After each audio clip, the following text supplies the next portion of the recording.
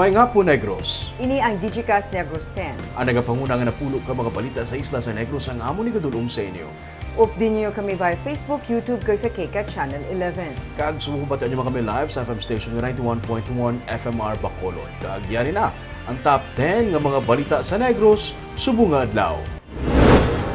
Kumusyon nagluntad sa gipatigayan nga clearing operation sa Barangay 2 sa Bacolod City. Isa patay matapos mabuguan sa SUV nga gina-drive sa Polish National ang motorsiklo nga ginasakyan sa mag-asawa. Banwa sa San Enrique, nagdeklarar sa state of calamity bangod sang halit sa habagat kag bagyo nga Egay. Big time oil price hike ipatuman sa buwas. Kag sa good vibes, saksihan ang third Skim and Surf Fest sa Sipalay City. Pinataran sa Digicast Negros 10. Sa number 10,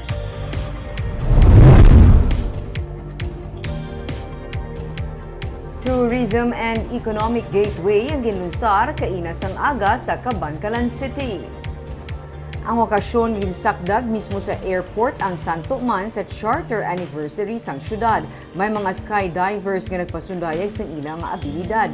Ini ang pagpakita man sang tinutuyo ni Mayor Benji Miranda nga matibong ang Cabancalan bilang premier tourist destination. Sa pagplastar sang Cabancalan Tourism and Gateway, target sang syudad nga makaengganyo pagid sa mga bisita kag turista sa syudad paagi sa ila maeksperyensya nga historical landmarks sa syudad kag ang pagka maabi-abihon sa mga pumuluyo. Samtang suno kay 6th District Representative Mercedes Alvarez, ang airport sang Cabancalan ang sa idalom sang kaap o kunang Civil Aviation Authority of the Philippines bilang isa ka national project. Padayon pang paglobby sang dugang nga budget para makumpleto kag mahuman ini. Suno kay Alvarez, mga 500 million pesos ang ginakinahanglan para makumpleto ang apron kag terminal building sang airport. Nagalaom man siya nga makadugang sang pondo ang Department of Transportation. Kung saan umangin operational ang airport o kung tigayon nga makabaton sa pagland sa mga eroplano, depende na sa kaap suno sa kongresista. Nga diri naton ginhiwat man sa airport. Of course, is-showcase naton ang aton Cabancalan City Airport nga may akapasubong nakita sini kag makita sa national government ang aton syudad nga potensyal sa silinaton mga tourist spots diri sa southern parts sang Negros Occidental. Sigurado gid ko agi kay Ma'am din bitan mapalabot nga gid dito sa national dayon nga ang Cabancalan gali kinahanglanon na, no? Kinahanglanon na ang mga kinahanglan panamon mga around 600 meters pa nga runway plus ang aton nga ang aton nga terminal, ang aton nga tower and mga development.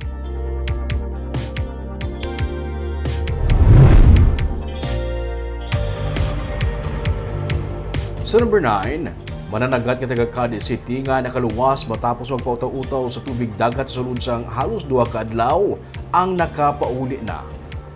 Bitbit pa ni Johnny Biating Jr. ang life vest nga nakaluwas sa iya sa baybayon. Gisiuna ang life vest nga ginbilin sa isa ka guest sa isla sa Lakawon pero ginagamit sa gihapon ni Jolly kag wala siya maglaom nga ini makasalbar sa iya nga kabuhi. Martes na naguba ang bangka ni Jolly samtang nagapauli sa Cadiz halin sa Sagay. Nakatawag pa siya sa iya nga utod kag nakapahibalo sa natabo sa iya. Nabutang niya sa iya nga waterproof nga bag ang iya nga cellphone ang bukod nga naproteksyonan ini gikan sa dagat. Webes ang ginpahibalo ang iya utod nga na-rescue siya sa mga mananagat sa Bantayan Island sa Cebu matapos ang halos 2 ka adlaw nga pautaw-utaw lang sa kadagatan. Kaina, nagbiyahe na si Jolly papauli sa Cadiz City kaupo ng iyang pamilya matapos sa ginsugat ini dito sa may Bantayan, Cebu.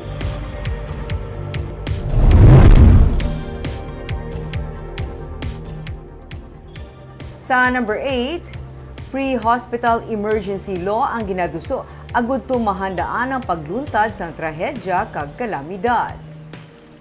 Sa forum sa Bacolod DRRMO, angon sa disaster preparedness, gindemonstrate sang kilala nga emergency management expert nga si Dr. Ted Esguera ang mga tikang kag pagsulundan para sa mga emergency responders kag volunteers. Nagtambong sa forum ang katapos ng BFP, mga barangay officials kag tiglawas sa ilang emergency response unit kag pati na mga volunteer organization. Marisun man ini nga ginpakita ni Dr. Esguera sa mga persons with disability kag senior citizen sa separado nga forum nga ginhiwat sa SM City Bacolod. Para kay Esguera, importante man nga may katapos ang emergency responders sa pamilya. Iya man ginaduso ang pagpasar sang pre-hospital emergency law nga magahatag giya sa mga emergency responders kag mga local government unit agud mas mahandaan ang pagluntad sang trahedya kag kalamidad kasubong sang linog kag bagyo. Ginakalipay naman sang PWD Federation nga natagaan sila sang oportunidad sang mall management kag DRRMO agud mas mahanas pa ang ila ihibalo agud makaluwas sa posible pagluntad sang emerhensya. Hindi lang naman yung dilema ng EMS. Dito sa Pilipinas, when you have a very wonderful project, for it to come into fruition, para ma-realize yan, sina-champion talaga yan. So, we have to look for a champion sa EMS para banatan ka ng Kongreso, Senado, kahit baliktarin ka, masasabi mo why it is essential in a country rigged with troubles. Ang mga SM malls ay mall for all. So dapat in everything we do, walang maiiwanan. So we do this for everyone. Because pag may mga typhoon, ino-open po namin ang aming mga parking areas. Yung mga malls atrium, ino-open po namin yan para sa mga na-stranded. Kung merong mga power outage, talaga nagse-set up kami ng mga charging stations, no? Para makapag-charge at makapag-communicate yung ating mga kababayan sa mga mahal nila sa buhay kung may stranded sila rito. So Sa number 7,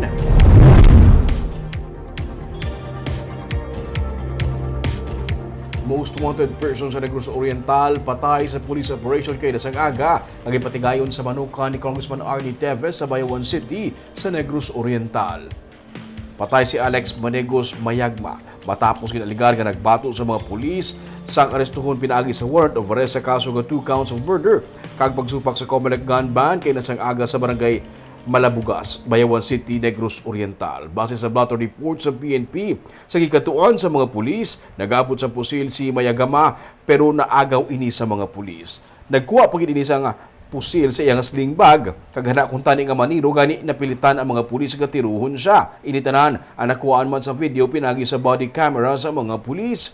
Ginihingagaw pa siya dala sa ospital apang gideklarar nga dead on arrival. Sunod sa report sa PNP, ang lugar nga natabuan sa insidente ang manukan ni Congressman Arnulfo Teves kag sa gitpatigayon nga marathon hearing sa Senado makapilaman ka beses nga nagtuhaw ang ngalan ni Mayagma nga amo ang ginatudlo nga responsable sa pila ka mga kaso sa pagpamatay sa Negros Oriental.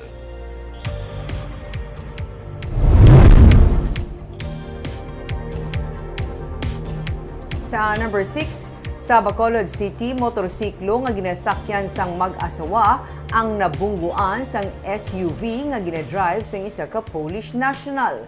Driver patay. Wasak ang atubang sang sini nga SUV matapos mabungguan ang motorsiklo nga ginasakyan sang mag-asawa nga Aljun kag Maria Mariel Gual sa atubang sang simbahan Katoliko sa Barangay Mansilingan sa Alihis Murcia Road sa Bacolod City sang Sabado sang gabi. Ang nagadala sang SUV ang isa ka Polish national nga si Konrad Alexander Wikzurek, 31 anyos, nga Polish national. Sunod sa commander sang Police Station 7 sa Bacolod nga si Captain Andy Ofalia. West to east nga direction ang ginadalagan sang SUV kag motorsiklo sa malabot kag nabungguan sang SUV ang motor. Bangod sang impact, naglabog ang motor nga nagresulta sa kamatayon ni Aljun kag nasamara naman ang iyang misis nga si Mariel. May settlement na sa tunga sang magtimbang nga bahin suno sa PNP.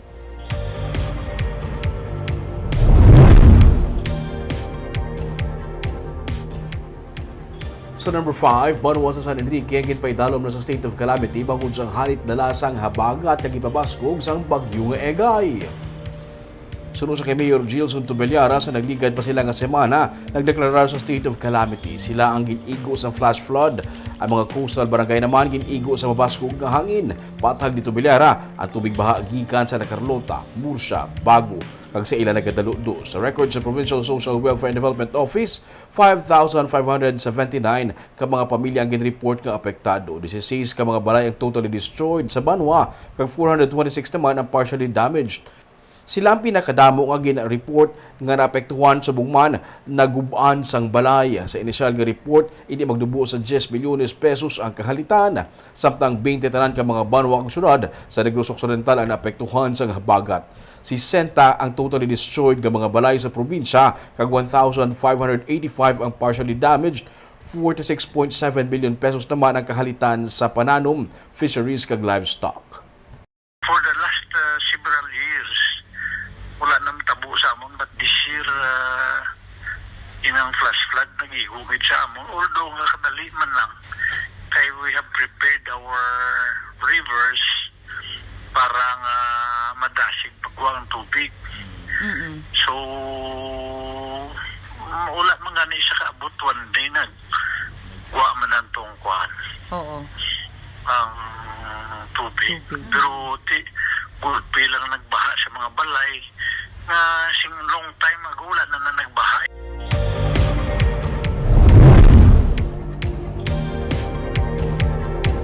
Sa number 4, padayon sa karon ang pag-consolidate sa redistricting bills. Inisunod kay 6th District Representative Mercedes Alvarez nga amuman ang pamuno sa Committee on Local Government sa Lower House. Sunod sa iya, sa karon wala pa sa gihapon nakaset sang petsa para sa hearing sa ginaduso nga redistricting sang Bacolod City. Ginaplastar pa man sunod sa iya ang mga criteria para sa redistricting. Ang hearing para sa redistricting bill ang magadepende sa mga positions ang nagkalain-lain ng mga national agencies kasubong sa Department of Budget and Management. Sa nagligid nga tuig gin-file ni Bacolod Congressman Greg Gasataya ang House Bill 297 nga nagaduso sang pagtunga sang 1st kag 2nd Legislative District sang Bacolod pagi sa pagpahat-pahat sang 61 ka mga barangay sang syudad. Sa idalom sang duha ka mga legislative districts, 8 ka mga konsehal ang botohon sa kada distrito. Sa karon may 12 ka mga katapo ang sangguniang panungsod sang Bacolod. There's no hard and fast rule kung either one, hearing, it will, of course, sometimes the mga committees options manina to even visit the place para to conduct a public hearing. So, it will depend. And of course, depende man na sa sentiments ng members of the committee.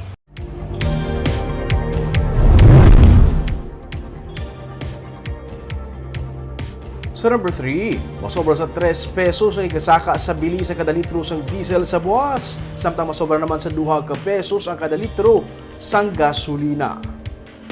Nagpagawa na sa announcement ang mga petroleum companies nga may big time oil price hike buwas aga. Base sa announcement, 3 pesos kag 50 sentimos ang isaka sa kada litro sang diesel sumugod buwas aga. Kag 2 ka pesos kag 10 sentimos naman ang isaka sa kada litro sang gasolina. Ang kerosene magasaka man sang 3 pesos kag 25 sentimos kada litro. Ini katatlo na nga semana nga sunod-sunod nga pagsaka sa bili sa produkto petrolyo. Ang presyo sang LPG ang magasaka man sa masobra 4 pesos kada kilo sini nga semana.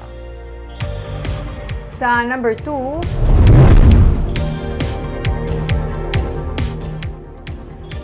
apat ka mga biktima sang pagpameke isang business permit ang magasapol sa City Legal Office. Wala pa naka-issue sang notice of violation ng City Legal Office batok sa mga commercial establishment nga natalupangdan peke ang business permit. Sino kay City Legal Officer Attorney Romeo Carlos Ting Jr. natala na pa sila magsapol sa tag-iya kag tiglawas sang apat ka mga kumbuyahan nga nagpalabot man sang reklamo angot sa peke nga business permit. Si Mayor Albi Benitez ang nagpahayag nga naglabot na sa 90 ang mga fake business permit nga ila ginausisa.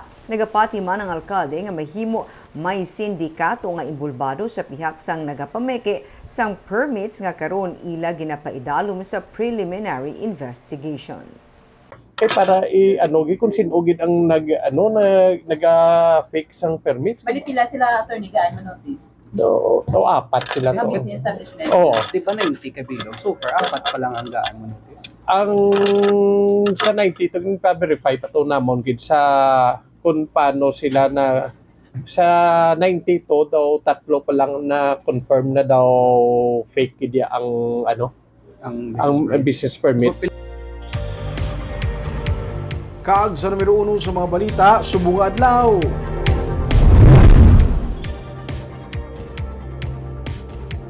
Isa ka kumusyon ang nagluntad sa gitpatigay nga demolition sa City Legal Office sa Barangay 2 sa Bacolod City. Ini matapos ginbalabagan sa mga residente ang pagguba sang bomba.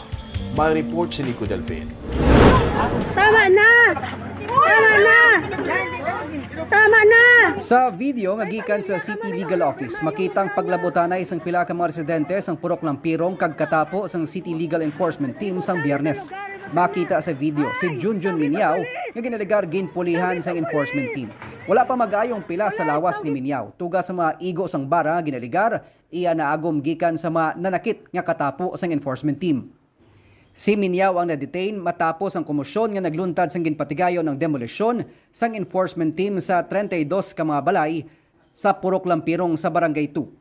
Suno kay City Legal Officer Attorney Romeo Carlos Ting Jr., ginpasakaan nila sang kaso si Miniao bangod iya ginbato ang katapos sang enforcement team agod nga mabalabagan ang pagguba sang bomba sakop sang demolisyon. Nakapasaka gid dia kaso Ano nga kaso? ng resistance threat ka disobedience sa authority. Ang matabo kung kinano to siya kapag restrain na siya amo to dalon dia sa mo sa pasaka na sa backup amo man to nang yasawa guro hindi man siya bla hindi man sa pagpalakto.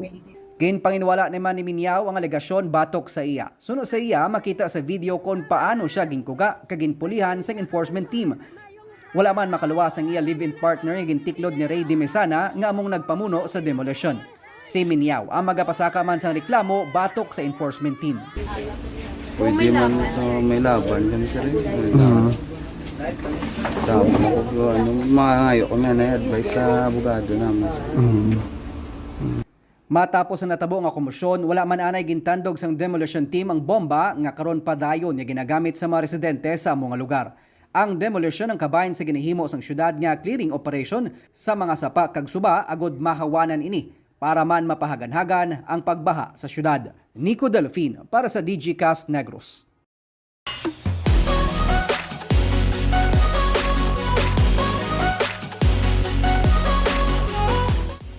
Sa Good Vibes, bisan pa sa panahon nga inugsulod sang bagyo sa Pilipinas, nakapangita sang pamaagi ang lokal nga panguluhan sang Sipalay nga makaengganyo sang turista nga magbisita sa ilang nga beaches. Kag ini pinaagi sa Skim and Surf Fest.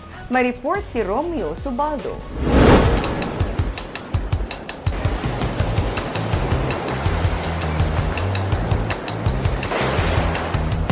La Union? Hindi. Siargao? Hindi. Ini ang poblasyon beach sang Sipalay City, Negros Occidental. Basta gani amo sini nga binunan nga tigsulod sang bagyo sa Pilipinas, amo sini kadalag ko ang balon sa ilang nga baybayon. Hindi man among sinakadalag ko sang balon kung ikumpara sa mga kilala nga surfing destination sa Pilipinas, pero pwede na. Gani kada katapusan sang July, ginapatigayan ng Skim and Surf Fest.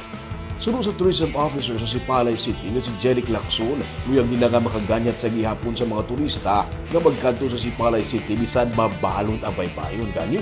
Nagpatigayon sila sa Skim and Surf Fest. Ang aton nga skimboarding and surfing event sa Sipalay isa sa mga program sa city government nga gusto naton i-promote ang Sipalay nga hindi lang siya tourist destination but also a sports tourism destination, no? Nga kumbaga may mga rason ng mga bisita other than our beaches, mga dive sites nga magkanto di sa Sipalay, which is amoni ang aton nga sports tourism activities and amoni ang skimboarding and surfing. Sten tatanan nga mga skimboarders ug surfers gikan sa Visayas kag Mindanao ang nagtipon-tipon sa ilang syudad para sa kompetisyon. Isa na diri si Paul Mike Elnar sa Zamboanguita, Negros Oriental. Kabahin siya sa organisasyon ng surfers sa Negros Oriental. Magluwas sa mga matahom nga mga surfing spots sa Oriental Negros, manami man kuno nga training ground na baybayon sa Sipalay City sa surfing, amukon nga nagakadto pa diri sila. Especially kaning nga spot, kaning panaon nga spot from Alex Floyd, then mga local sa Palay. Sila may ga-introduce nga spot nindot. Perfect for surfing gyud dyan, skimboard. Yeah. Ini ikatatlo na nga tuig sa Sipalay City LGU nga magpatigayon sa sinigang kompetisyon, kag kada tuig nagadamo ang mga nagapasakop. Sunod pa sa tourism officer, subong amat-amat na nga nagadamo ang turista nga nagakadto sa Sipalay City kag kalabanan local tourists. So ga sige na gid, no, ga pick up na gid ang mga bisita kag since na pronounce naman sa national government nga wala na ta state of national emergency, no, sa COVID-19. So confident kami nga magbalik na gid ang kadamuon sa turista before pandemic. May mga LGU na sa Negros Occidental nga nagapatigayon sa skimboarding competition, pero ang LGU pa lang sa Sipalay ay nagapatigayon sa surfing competition.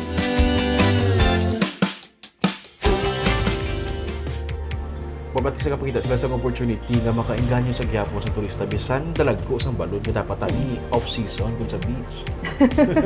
Grabe Bing, no? Pero amo na guro ang pagpakita nga kahit pa paano yung makapangita ka sa masakyan mo ang opportunity. Masakyan mo ang balod.